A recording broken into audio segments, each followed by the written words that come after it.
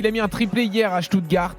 Le Dembélé plus buteur annoncé en début de saison est désormais au rendez-vous. 16 buts, toutes compétitions confondues pour lui. C'est d'ores et déjà son meilleur total de buts sur une saison en carrière, alors qu'on est fin janvier. Alors, selon vous, jusqu'où peut-il aller? Est-ce qu'il peut porter le PSG loin dans cette Ligue des Champions, comme le faisait Mbappé dans le passé? On vous attend au 32-16 pour débattre. Écoute, je le souhaite d'être dans la continuité. Des fois, dans une carrière qui est déjà une carrière de très haut niveau pour lui, tu as des saisons qui sont exceptionnelles, où tu te révèles, même à un certain âge, parce que c'est plus un jeune joueur, Ousmane Dembélé aujourd'hui. Il y a eu beaucoup d'axes de progression depuis qu'il est arrivé au Paris Saint-Germain, déjà dans la continuité, dans la constance qu'il a sur les matchs. Il était très irrégulier. Déjà d'une part parce qu'il était très souvent absent à cause de ses blessures à répétition. Ça, c'est rentré dans l'ordre parce qu'il enchaîne les matchs. Donc ça, c'est la première chose.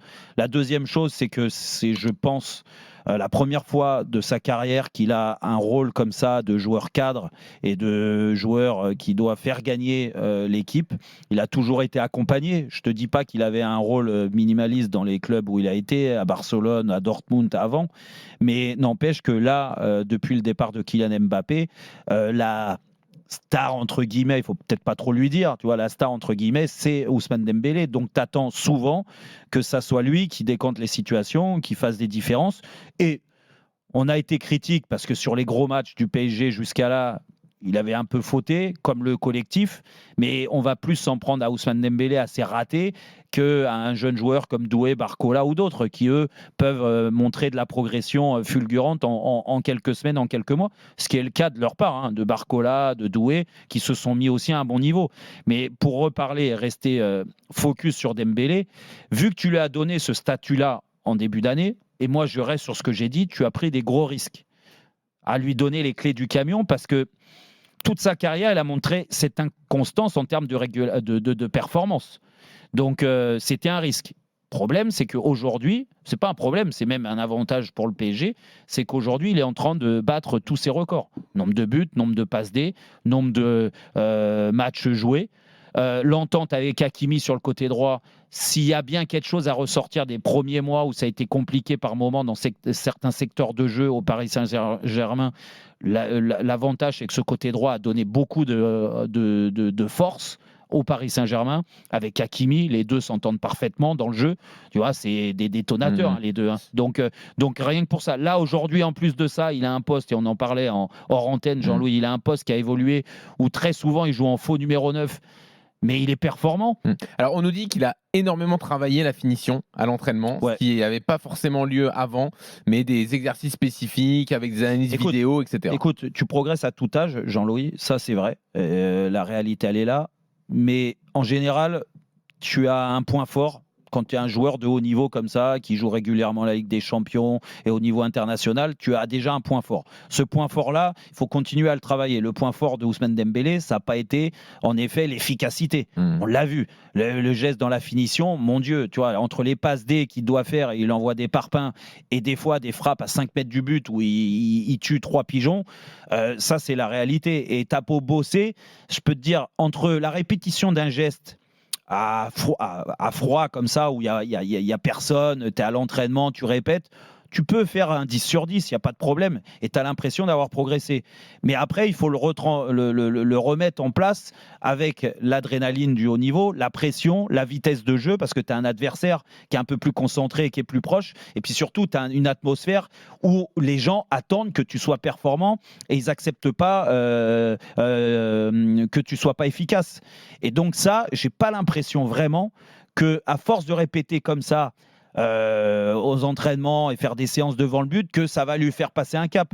Je pense que c'est pas lié à ça. Le hat-trick d'hier, le but l'année dernière, c'était la même chose. Rappelle-toi ce qu'on disait après Barcelone. Après Barcelone, il a envoyé une frappe en pleine lucarne. Mais là, c'était vraiment. Là, on a l'impression que il y a un peu de continuité quand même. Oui, c'est pas juste. Enfin, ça rentre, tu vois. Sauf qu'en début sur la première phase. Et c'était compliqué aussi. D'accord. Et pourtant, j'ai fait partie de ceux qui défendaient corps et âme le PSG contre vents et marées. C'est vrai. Sur des matchs qui n'était pas à la hauteur d'une équipe de Ligue des Champions et comme le Paris Saint-Germain.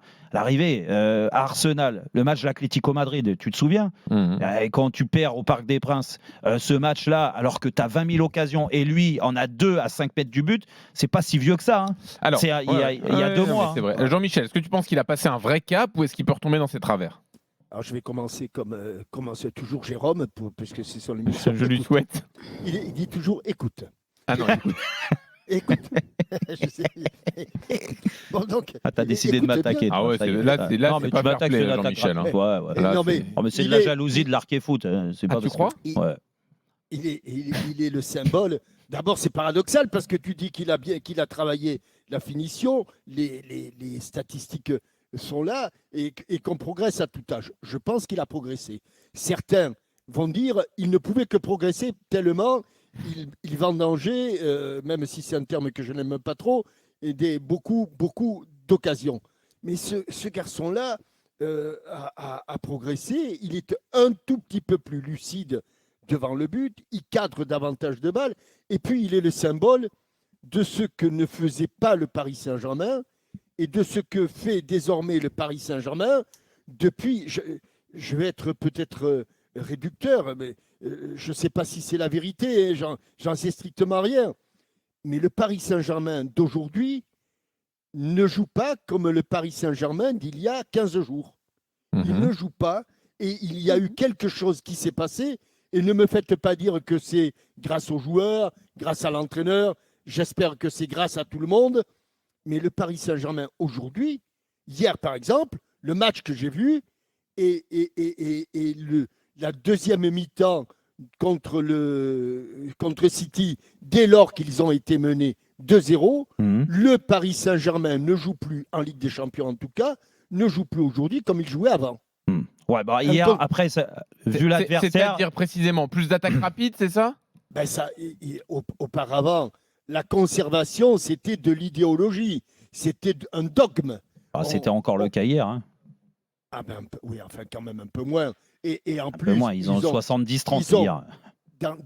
Oui, ils sont 70-30, mais avec 4 buts dedans quand même. Oui, non, mais c'est vrai. Non, mais c'est vrai. Mais après, il y a. Avec 4 buts. C'est pas à toi que je vais dire ça, Jean-Michel. Il y a un adversaire qui, hier, te libère beaucoup d'espace dans le dos, du moins. Tu vois, dont deux dans les 10 premières minutes ou 12 premières minutes. Bon, où ils les ont assommés, littéralement assommés. Mais moi, j'espère que le Paris Saint-Germain et Dembélé vont poursuivre dans cette voie. C'est-à-dire qu'ils vont maintenant à la récupération et à la conservation, ils vont ajouter ce qu'ils ont été obligés de faire contre City lorsqu'ils étaient menés 2-0, c'est-à-dire la perforation ou en tout cas l'attaque du but adverse. Ils vont aujourd'hui devant le but adverse beaucoup plus vite et beaucoup plus souvent qu'ils ne le faisaient auparavant. Moi, c'est le sentiment que j'ai. Et donc Dembélé en profite aussi. Et Dembélé en est le symbole.